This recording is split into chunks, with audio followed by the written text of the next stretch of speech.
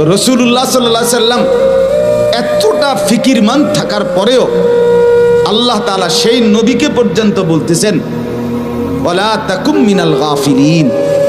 বন্ধু আমার, নবী আমার, গাফেল হইয়েন না, গাফেলদের অন্তর্ভুক্ত হইয়েন না, গাফেলদের অন্তর্ভুক্ত হইয়েন না। অথচ উনি গাফেল হইছে কখন? কথা বলেন না। নবীজি গাফেল ছিলেন? আল্লাহ থেকে গাফেল ছিলেন? দিন প্রচার থেকে গাফেল ছিলেন? ইবাদত বন্দিগি থেকে গাফেল ছিলেন? আম্মা জান আয়েশা রাদিয়াল্লাহু তাআলা আনহা বলেন, কানা রাসূলুল্লাহ সাল্লাল্লাহু আলাইহি ওয়াসাল্লাম ইয়াযকুরুল্লাহ ফি কুল্লি আহইয়ানি। নবী সাল্লাল্লাহু আলাইহি সাল্লাম আল্লাহ তাআলার জিকির করতেন, স্মরণ করতেন সারাক্ষণ।